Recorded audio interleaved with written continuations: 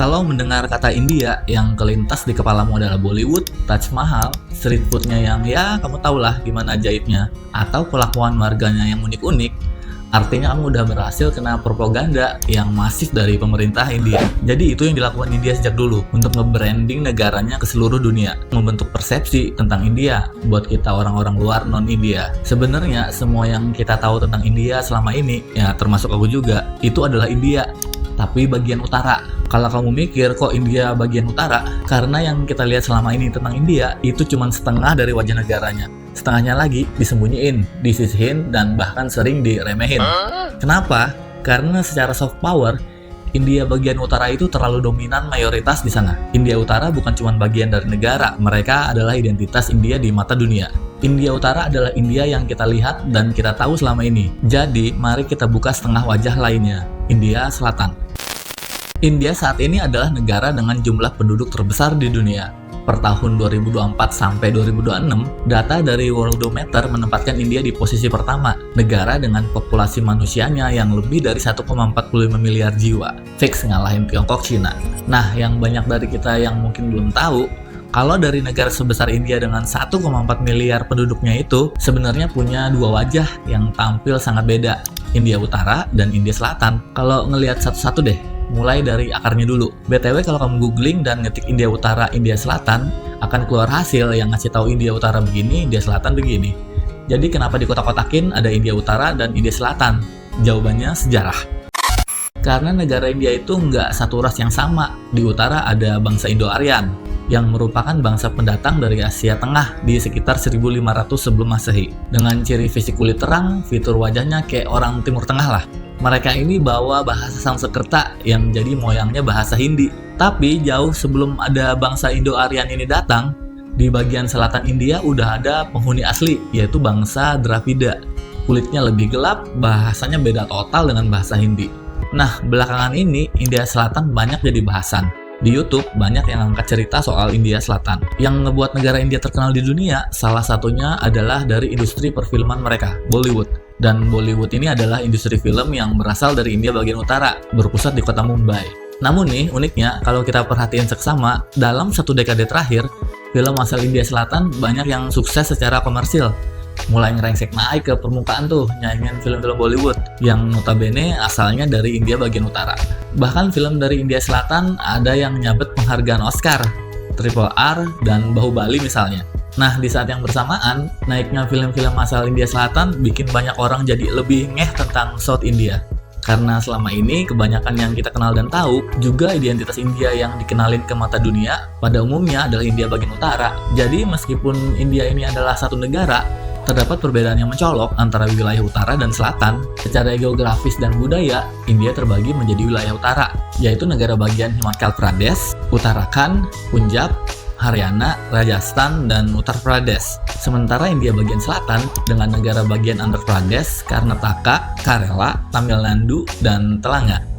Tapi kali ini kita ngebahas India Utara dan Selatan bukan berdasarkan ciri-ciri geografis, budaya, ataupun bahasa dari asal masing-masing daerahnya yang emang beda. Kita ngelihat India dari sisi yang agak jarang diomongin, data. Coba deh perhatiin peta ini. Ini adalah peta PDB per kapita terbaru India, berdasarkan distrik per negara bagian. Coba perhatiin baik-baik lagi. Ini nggak kelihatan kayak satu negara, tapi kayak dua negara berbeda yang dijadiin satu. Di selatan kita lihat warnanya biru. Biru artinya kemakmuran, pendapatan tinggi, dan produktif. Bahkan sampai ke pelosok desa. Di utara dan tengah warnanya merah atau oranye tua. Itu bukan zona bahaya, tapi zona kemiskinan dan tekanan ekonomi yang tinggi. Peta gini sebenarnya bukan soal visual dramatis, soal warna biru dan merah, tapi emang nunjukin ketimpangan ekonomi yang nyata. Jadi gini, pendapatan rata-rata di daerah Telangana atau India bagian selatan itu 6 kali lipat lebih besar dari orang-orang yang tinggal di daerah Bihar atau di India bagian utara. Kalau secara agregat, India Selatan yang populasi penduduknya lebih dikit dibandingkan India di bagian utara, itu nyumbang lebih dari setengah ekonomi India. Sementara India Utara yang lebih besar populasinya, kontribusinya malah lebih kecil. Pertanyaannya kok bisa? Apa yang salah? Selisihnya jauh banget kan? Oke, kalau peta warna merah biru gitu kelihatan abstrak, kita lihat di kehidupan nyata masyarakatnya. Kita ambil contoh, ada vlogger namanya Emma. Dia traveling keliling India dan ngasih rating jujur tentang pengalamannya. Di Delhi, India Utara, MA ini ngasih nilai 1 dari skala 10. Dia bilang kotanya chaos, berisik lah, dan dia nggak berani jalan sendirian di sana kalau malam. Karena berita kriminalitas terhadap perempuan yang cukup tinggi. Terus di Agra, lokasi wisata yang ada bangunan tanda cinta terindah di dunia. Dia kasih nilai 3. Padahal di Agra tuh ada Taj Mahal yang super terkenal. Tapi kerawanan scamming sama orang asing dan bising suara klakson malah bikin dia stres. Tapi terus lihat, begitu si Emma ini ke daerah Kerala di India bagian selatan, ratingnya langsung loncat jadi 9 dari 10. Dia ngerasa aman, orang-orangnya pada sopan, transportasinya rapi, dan jalanan bersih. Padahal sama-sama India kan, tapi experience-nya bisa beda. Gap yang terjadi itu bukan secara tiba-tiba, tapi karena kebijakan yang udah dibuat dari setengah abad yang lalu. Jadi gini, di tahun 1950-an, pas India baru aja merdeka, semua sumber daya alam kayak batu bara dan baja itu numpuk di wilayah India bagian timur dan utara. Secara logika ekonomi, pabrik harusnya dibangun dekat sumber daya kan, buat penghematan biaya angkutan transportasi. Tapi pemerintah India saat itu buat semacam aturan aneh. Pemerintah India memperkenalkan kebijakan pemerataan tarif angkutan barang, atau dengan kata lain, subsidi ongkos kirim. Jadi, harga batu bara di lokasi tambang di India Utara sama dengan harga batu bara di pesisir selatan, yang jaraknya lebih dari 1.500 km. Artinya, mau bangun pabrik dekat tambang di India bagian utara atau jauh di pesisir selatan, itu biayanya sama. Kalau dari sisi investor, mikirnya simple. Daripada bangun pabrik di bagian India Utara yang nggak ada pelabuhan, mending bangun pabrik di daerah pesisir India Selatan. Karena lebih dekat dengan pelabuhan, toh harga bahan bakunya kan sama. Pada akhirnya, India Utara dan Timur cuma jadi semacam penghasil bahan baku mentah. Sumber dayanya dikeruk, dikirim ke India bagian utara dan barat untuk diproses. India Selatan dapat industrinya, bagian utara ke bagian polusi akibat pertambangan. Dan kebijakan subsidi ongkos kirim ini bertahan hampir selama 40 tahun. Pas sadar dan kelihatan efeknya, terus dihentikan di tahun 90-an silam. Ya, udah telat. Infrastruktur di India Selatan udah terlanjur lari jauh dibanding India Utara. Berikutnya, selain bidang industri, beda nyata antara India Utara dan Selatan adalah soal pendidikan. Dulu di India Selatan ada tokoh politik, namanya Kamaraj. Beliau sebagai ketua menteri di Tamil Nadu. Kamaraj ini mentransformasi Tamil Nadu di India Selatan melalui pendidikan gratis, memperkenalkan program makan siang sekolah, serta pembangunan infrastruktur industri modern. 50 tahun yang lalu tapi. Pada saat itu, orang-orang tua jadi semangat nyekolahin anaknya supaya dapat makanan. Dan itu ngasih efek jangka panjang, anak-anak jadi melek huruf dan pendidikan. Yang paling kerasa adalah para perempuannya. Di India Selatan, perempuan itu berpendidikan dan bekerja. Sebagian besar perempuan bekerja di India Selatan, bekerja di pabrik-pabrik di sana. Baik itu otomotif, manufaktur, ataupun elektronik. Makanya perusahaan gede yang bikin produk-produk Apple, Foxconn, atau Google lebih milih bangun pabrik yang ada di India Selatan karena mereka punya tenaga kerja yang terampil. Sederhananya gini, di sebuah keluarga, kalau suami istri sama-sama bekerja, pendapatannya double. Sementara di India Utara, akibat isu faktor budaya dan keamanan, nyebabin partisipasi perempuan jauh lebih rendah di dunia kerja. Seringkali cuma satu atau laki-laki aja sebagai pencari nafkah buat nanggung seluruh keluarganya. Dan itu bikin ekonomi rumah tangga stagnan. Waktu ekonomi India dibuka tahun 1990-an dan banyak perusahaan global masuk, yang dicari satu hal, tenaga kerja terdidik. Dan yang siap, ya India bagian selatan.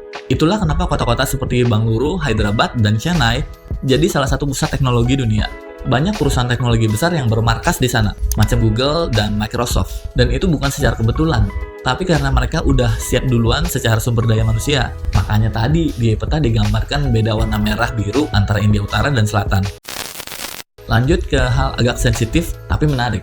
Di wilayah miskin, konsumsi tembakau murah tinggi. Sementara di wilayah yang lebih kaya, konsumsi alkoholnya yang meningkat. Bukan soal moral, tapi ini soal daya beli. Di India ada tembakau lokal yang disebut gutka. Gutka atau tembakau kunyah ini harganya murah dan banyak dikonsumsi sama orang-orang di India Utara buat nyari dopamin hit. Banyak banget orang di India Utara yang suka pakai gutka. Sebaliknya, orang-orang di selatan minim konsumsi gutkanya. Bukan karena mereka nggak mau, tapi karena mereka mampu beli alkohol yang harganya lebih mahal dibanding ngisep gutka. 50% konsumsi alkohol tertinggi di India itu ada di 5 negara bagian selatan. Dan hal-hal kecil kayak gitu bisa jadi indikator yang nunjukin tentang ketimpangan ekonomi antara India Utara dan India Selatan. Berikutnya kesenjangan utama pembeda antara India Utara dan India Selatan. Populasi. Matematika simpel tapi dampaknya brutal. PDB atau pendapatan domestik bruto. Rumus PDB per kapita itu kan pendapatan atau total ekonomi dibagi jumlah penduduk. Kalau penduduk yang meledak, meskipun ekonomi tumbuh, hasilnya tetap kecil per orang.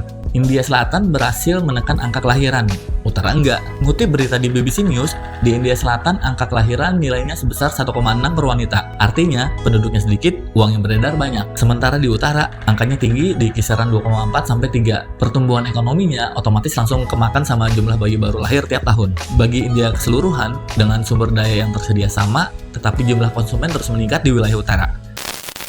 Ekonomi dan populasi udah.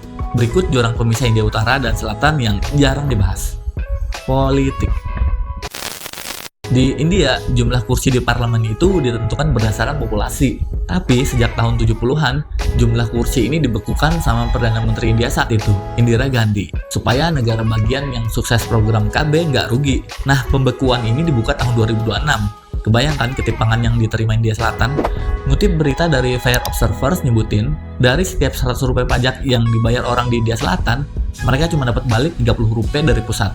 Sementara di daerah utara, bayar 100, baliknya 900. Masyarakatnya di selatan yang terampil kerja dan berpendidikan, berhasil ngerem jumlah penduduk.